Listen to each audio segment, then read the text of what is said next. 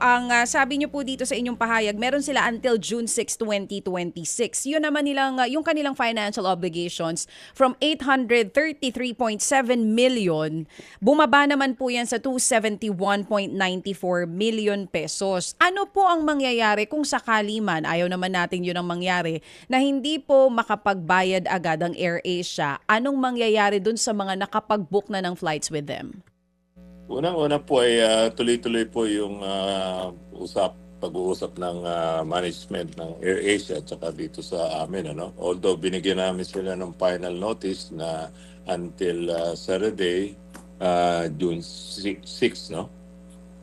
Yung deadline, meron pong nakaredy tayong contingency plan just in case mangyari yung hindi nating inaasahan. Para hindi ma-disrupt yung travel ng mga pasahero natin. Okay. So, automatic po na talagang pag hindi sila nakapagbayad, suspended yung kanilang mga flights? And ano po yung sinasabi ninyo na may mga inihanda naman po kayong contingency measures, sir?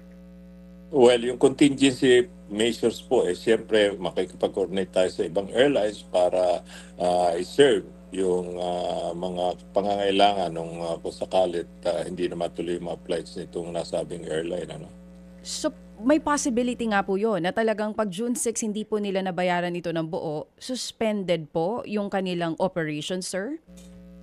Base po yan doon sa letter na pinadala ng ating Director General sa AirAsia. Hindi na po sila bibigyan ng pagkakataon na makapag-appeal or walang mga iba pang proseso na pagdadaanan, as in after, kung June 6 walang mabayaran, talagang yung mga flights nila ititigil at ililipat nyo po ito doon sa ibang mga airlines na po pwedeng makapaghatid doon sa mga pasahero na nakapag-book na? We're not closing the door. Siyempre, ang primary objective nito, yung mga tao, pasahero, hindi maabala. Okay?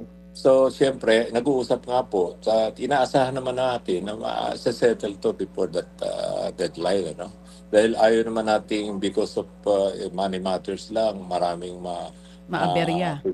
yung pasahero. Kaya kailangan balansehin din natin. Although may rules tayong sinusunod, but we have to wait everything kung alin ba yung pabor para sa publiko. But right now, today is June 4, uninterrupted po at normal itong flight operations ng AirAsia.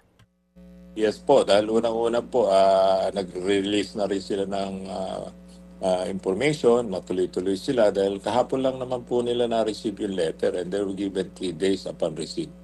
Mga kapatid, patuloy po kayong tumutok sa 105.9 True FM para sa totoong balita, impormasyon, music and entertainment. Mag-subscribe sa aming YouTube channel at podcast at sundan nyo kami sa Facebook, Instagram, X at TikTok sa True Network PH. Bisitahin din po ang aming official website, truefm.ph. At panoorin din kami sa True TV Signal, Channel 19. Kami po ang 105.9 True FM. Laging true sa'yo, kapatid.